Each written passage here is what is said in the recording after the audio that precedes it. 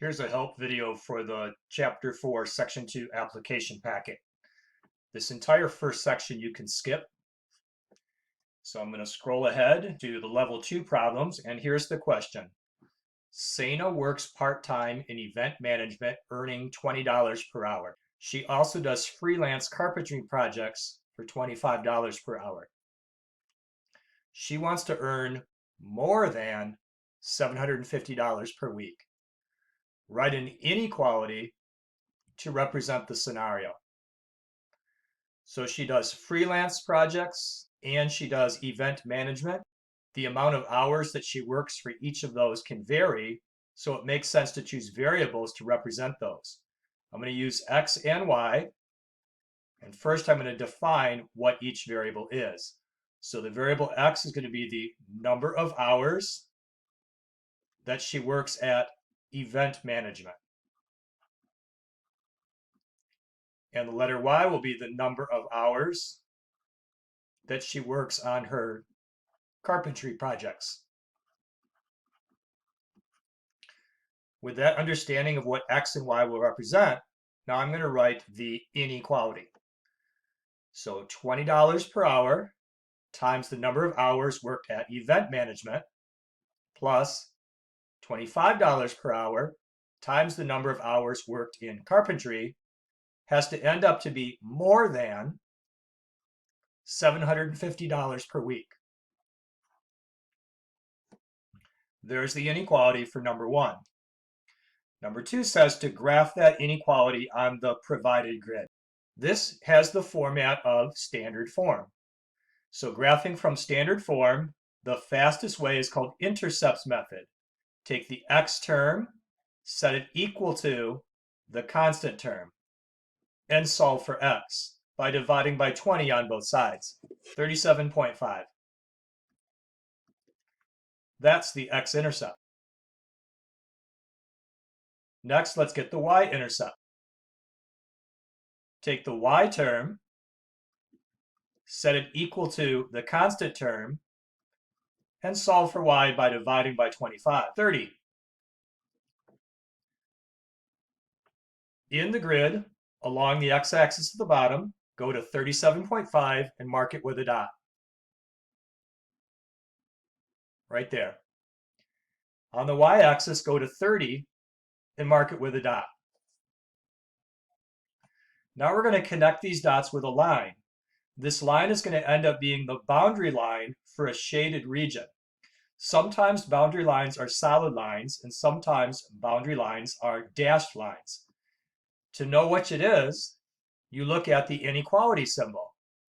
An is greater than symbol is a dashed line because it does not have the or equal to portion. I want to draw a perfectly straight line connecting the dots, and when I draw it, I'm going to draw a dashed line. Next, shade either under the line or above the line, whichever is correct. There are different ways to decide which side of the boundary line to shade. One technique is to transform the standard form inequality into a slope-intercept form inequality, and then use the meaning of the inequality symbol to indicate where to shade. You can transform the inequality just in your mind, or do it out on paper. I'm going to do it on paper because I'm explaining to you how to change it into slope-intercept form. In the first step, subtract the 20x from both sides. When subtracting a term, the direction that the arrow points does not change. In the second step, divide by the coefficient of y to get y alone. When dividing by a positive number, the direction of the arrow does not change.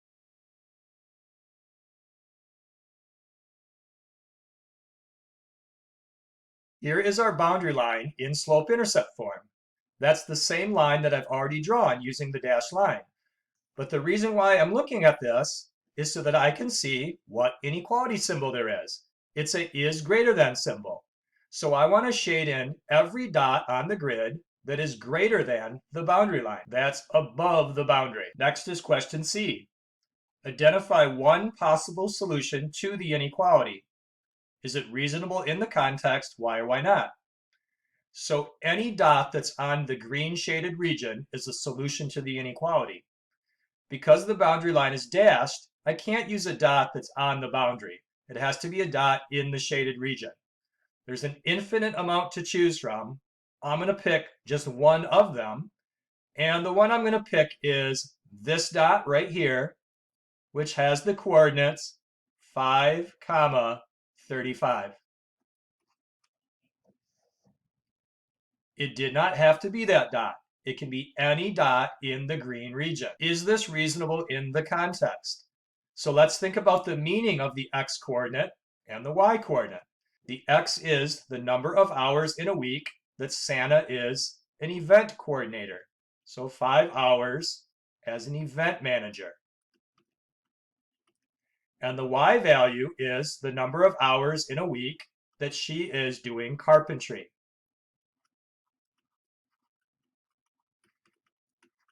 In total, that's 40 hours. Is that a realistic amount of hours for somebody to work in a week? Yes.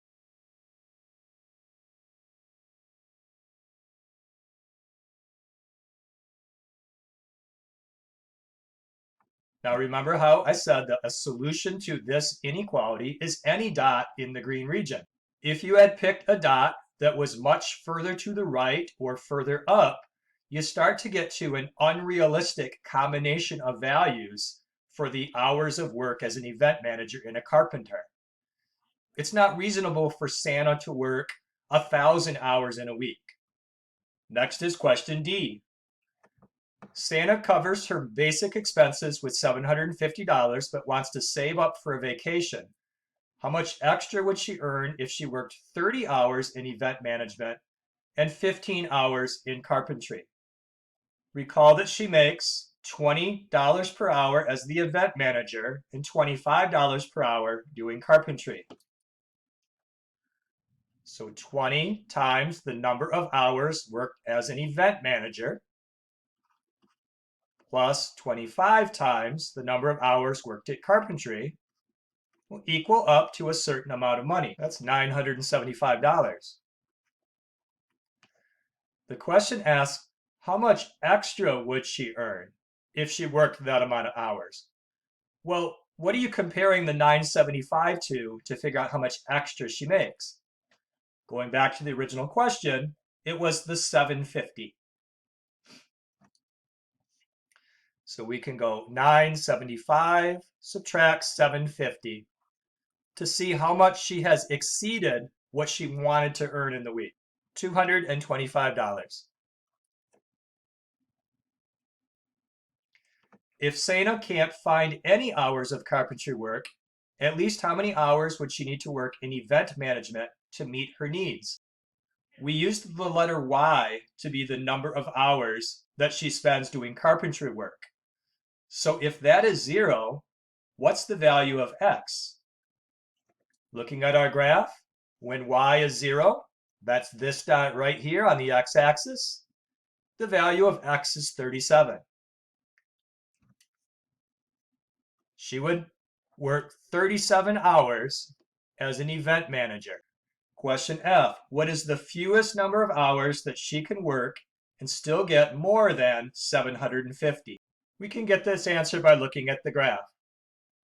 She makes more money per hour doing carpentry than she does as an event manager. So if she wants to work the fewest amount of hours in the week, but still get more than $750, then she should spend all of her time doing carpentry and not spend any of the time doing the event managing, which pays less per hour. We can look at the y-intercept. When x is 0, meaning she spends no time as an event manager, the value of y is 30 hours doing carpentry. So the fewest number of hours that she can work and earn more than $750 is she has to work more than 30 hours. And she has to put all of that time into being a carpenter. If she works exactly 30 hours, she's going to make $750. So since this says she needs to make more than 750, she needs to make more than 30 hours. Maybe we're supposed to interpret this as she works 31 hours. I'm not sure if we're allowed to use like fractional or decimal amounts of hours on this question. Next, number 2. Quentin works as a used car salesman, where he earns $8 per hour and he gets a commission of $260 for every car he sells. He wants to earn at least $1,040 per week. Question A, write an inequality that represents the situation. It already defines for us what the x is and what the y is. So x is the number of hours worked in the week, and y is the number of cars sold. We need to think about in what form to write the equation, slope-intercept or standard. What's the appropriate format for a problem that's this nature? He gets $8 per hour times the number of hours worked, plus $260 times the number of cars sold. We want that to be at least 1,040. There's the inequality, and it's in standard form. Two different things combined together to be at least some total amount of money. In question B, we're asked to graph that. Again, this is in standard form, so the best way is intercepts method. Take the x term, set it equal to the constant term, and divide by 8 to solve for x. 130. That's called the x-intercept. Now get the y-intercept. Take the y term and set it equal to the constant term, and divide by 260. On the x-axis, put a dot at 130. It's way over here to the right. And on the y-axis, put a dot at 4. Now draw a boundary line connecting the dots. You have to decide if it's solid or dashed. Take a look at the inequality symbol, greater than or equal to. So you make a solid boundary line. Next, shade either under the boundary or above the boundary. Again, there's different ways to know where to shade. If you use the same technique as question 1, you would transform this inequality into slope-intercept form and then use the meaning of the inequality symbol to know whether to shade under or above. Now, you don't have to transform it on paper. I only did that last time for your benefit. You can track it through in your mind. The first step is to subtract 8x. Subtracting a number never changes the direction that the arrow points. The second step would be to divide by 260. Dividing by a positive number does not change the direction that the arrow points. So in slope-intercept form, it's still a greater than or equal to symbol. Greater than is shading above.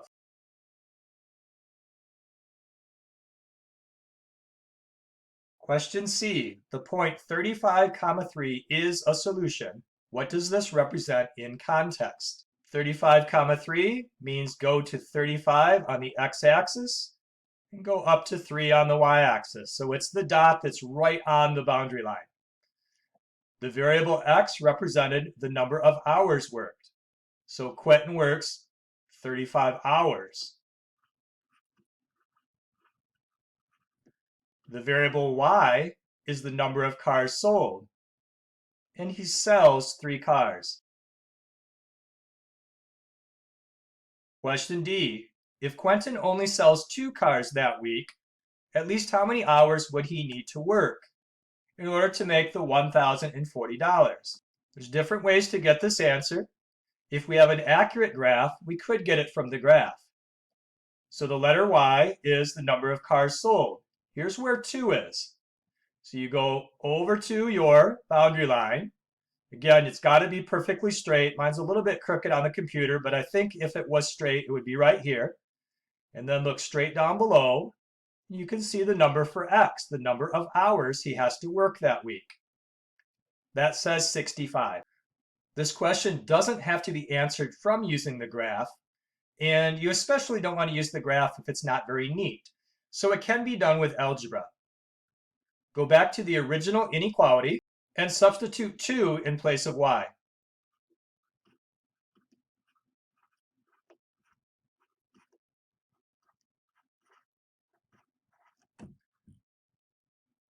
solve this resulting inequality to find out the answer for x, the minimum number of hours he has to work.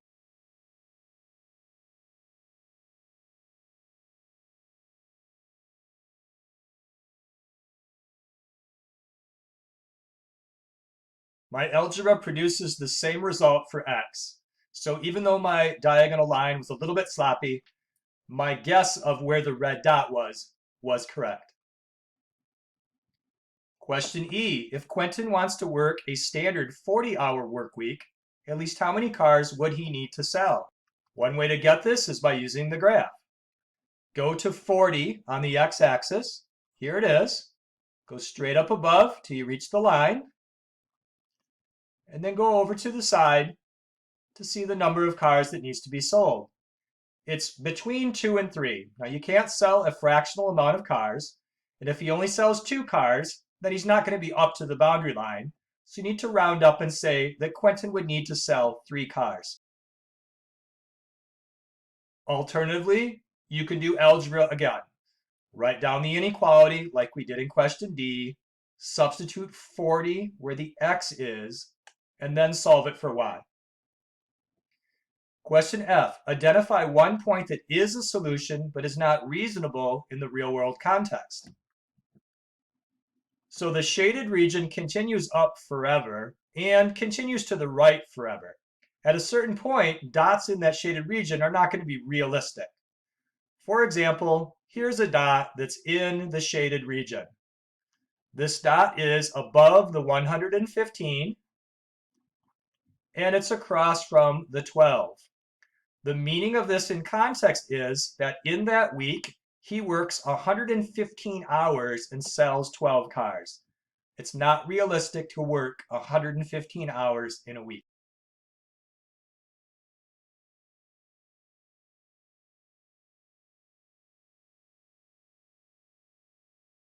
If you disagree and you think, oh, with overtime and working especially long hours each day, that he could work that much, okay, no problem. Then make believe the dot was even further to the right, or make believe the dot was even higher up in the green region. It's just not possible that he works that many hours or that, he sells 50 cars in a week or whatever.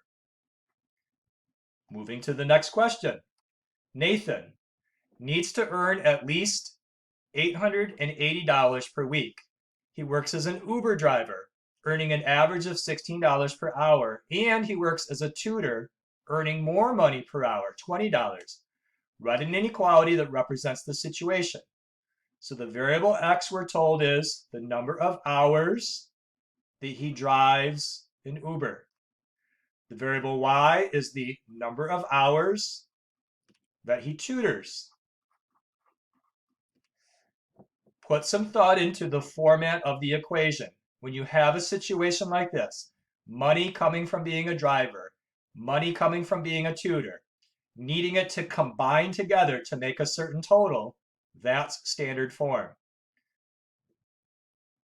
16 times x plus 20 times y has to be at least 880. Question B, make the graph. Let's do intercepts method. To get the x-intercept, take the x term from the inequality and set it equal to the constant term. And solve. Next, get the y-intercept. Take the y term and set it equal to the constant term. And solve. On the x-axis, there's a dot at 55, so all the way to the end of the grid. And the y-axis, a dot at 44, so a little bit below the 45. Connect these with a boundary line. Pay attention to the arrow symbol to know if you want a solid or dashed boundary. Greater than or equal to is a solid boundary because of the extra or equal to portion of that. Do you shade above or below the boundary? Change the standard form into slope-intercept. In your mind, track through the steps of that transformation. Subtracting 16x does not switch the direction of the arrow. Dividing by 20 does not switch the direction. It's going to still be a greater than arrow. So it's a solid boundary, shade above. Question C, identify any solution to that inequality. So any point on the boundary or in the green region. Here is a dot that's in the green region. This point is at 15, 40. This is one of many solutions to the inequality. Question D, 55, 0 is a solution to the inequality. It's this point right here, and it's on the boundary line. Because the boundary is a solid line, it is included as a solution. Would that be an optimal choice for Nathan? Well, think about the meaning of the point 55, 0. What did the x mean? What did the y mean? X was the number of hours he drives Uber. Y is the number of hours he tutors. Would that be an optimal solution? Because he's spending all of his time driving the Uber, which does not pay as much per hour as tutoring. So if he wants to maximize his income for the week, he should try to tutor as many hours as possible and then drive the Uber less.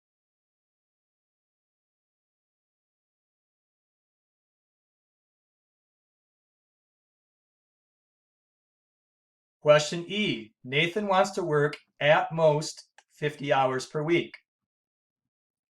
Write an inequality representing that constraint. Then graph it on the same grid above. Let's translate into symbols this concept of working at most 50 hours. The letter X represents the number of hours he drives the Uber, plus the letter Y represents the number of hours he tutors. At most means less than or equal, and then 50. We're asked to graph this on the same grid above. This is in standard form, so we can do intercepts method again. It looks like the x will turn out to be 50, and the y will turn out to be 50. Here is 50 on the x-axis. Here is 50 on the y-axis. Draw a boundary line connecting these. Paying attention to the arrow symbol, there is the extra or equal to line, so it's a solid boundary. When I draw this blue line in, it will cross over the black line. If I had used a ruler or something straight, then the intersection point where they cross would be accurate.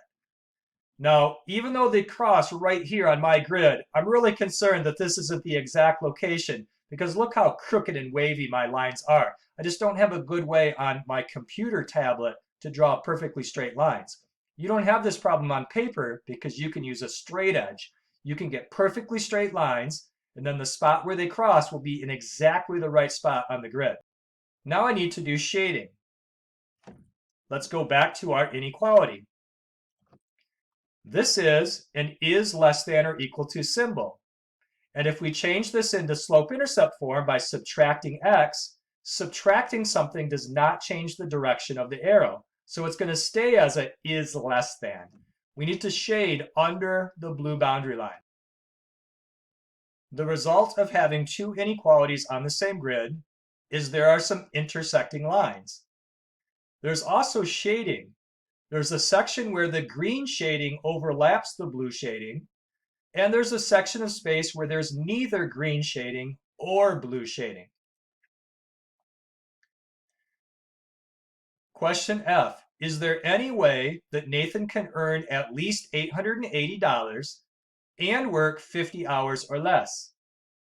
Is there any place on our grid where there's a solution to the first inequality and it's also a solution to the second inequality? Where does the green shading overlap the blue shading? That's this section here.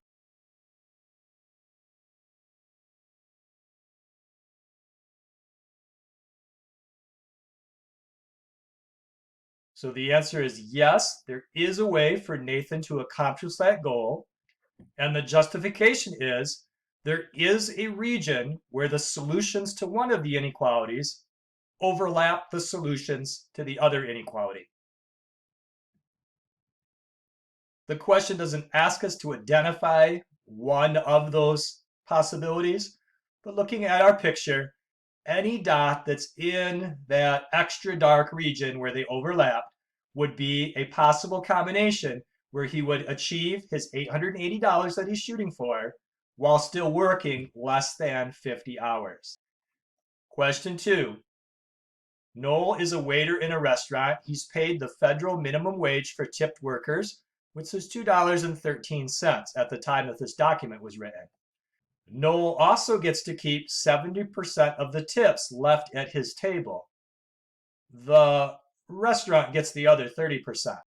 So Noel always earns at least $2.13 per hour, but his actual earnings can vary. Write an inequality to represent his earnings Y if he works X hours. So Noel's earnings, that's the letter Y, has to be at least, so greater than or equal to, $2.13 times the number of hours he works. Graph the inequality using Desmos. So on your Chromebook, open up a new tab and go to the Desmos.com calculator. Type Y, then type the greater than symbol, then the equal symbol. When you do that, it automatically changes it to greater than or equal to 2.13 times X. As you're typing that, it is graphing at the same time. I see a solid boundary line and then shading above the boundary line. Question C, the point 40, 200 is a solution to the inequality. What does that mean in context? Now, it's not necessary to look at the graph to even answer this question, but it is bugging me a little bit that the graph that's showing on my computer right now as I typed it in doesn't even show the point 40, 200 in the window that I can see. That can be adjusted by moving the origin left and right by dragging and by zooming in or out. Zooming out, I'll be able to get my y-axis to go up to 200. Now I can see that the point 40, 200 is in the shaded in region of the graph. 40, 200 is a solution to the inequality. Question C asked us, what does this mean in context? Well, what was the x representing and what was the y representing? This ordered pair represents the situation in which Noel works 40 hours and earned $200.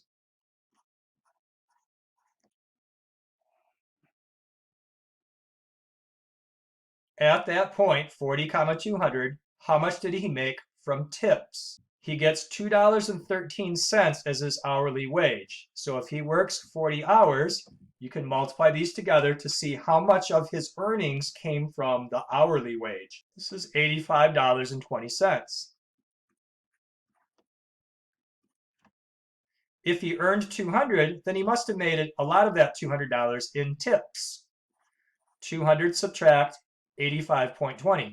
He earned $200, $85.20 came from his hourly wage, and $114.80 came from tips. At that point, 40, 200, how much did the diners leave in tips? At this particular restaurant, the waiters only keep 70% of the tips left on their tables. Management gets the other 30%.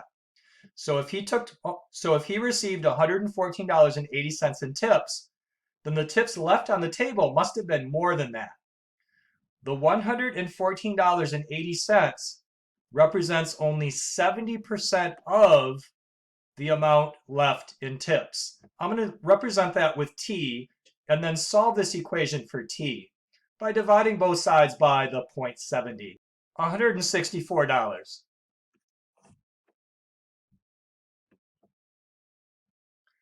The actual tips left on the tables by diners was $164. Noel got to keep 70% of that, which was $114.80. Question 3.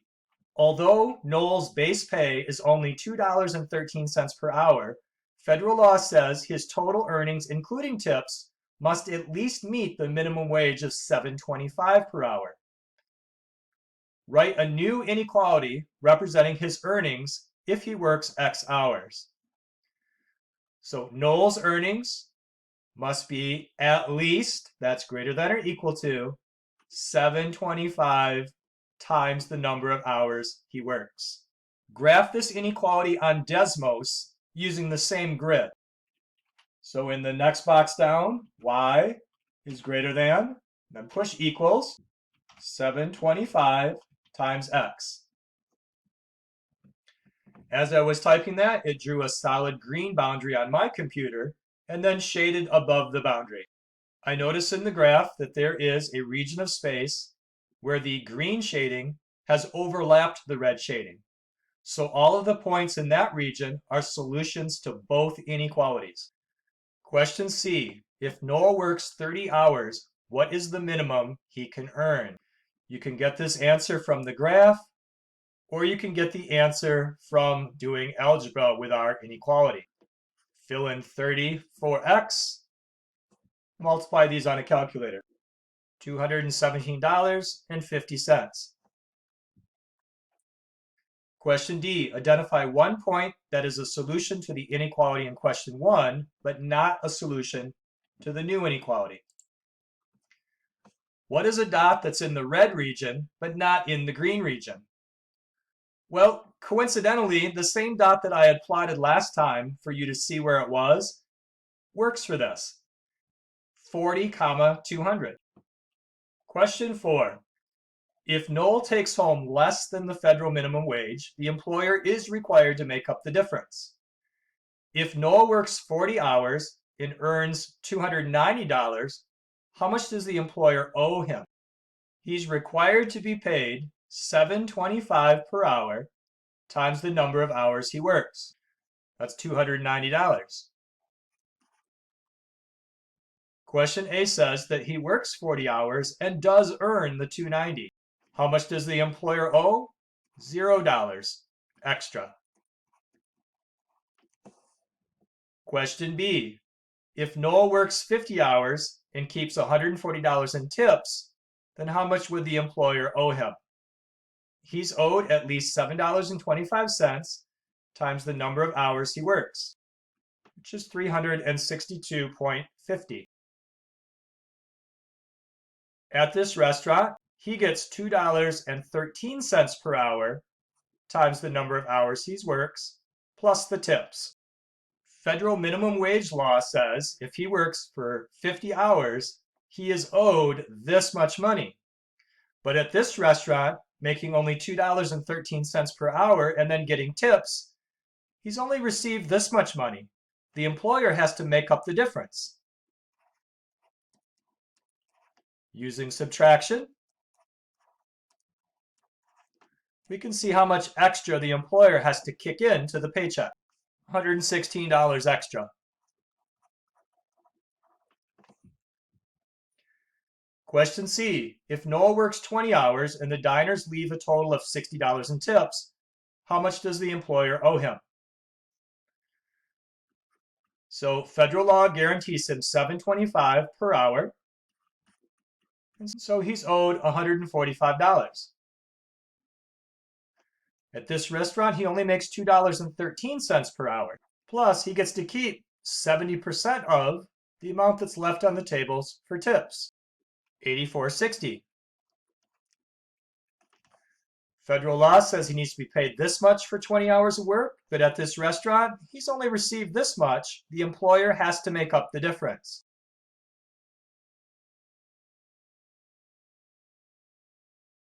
He's going to receive an extra $60.40 on the paycheck. This concludes the help video for the Chapter 4, Lesson 2 application packet.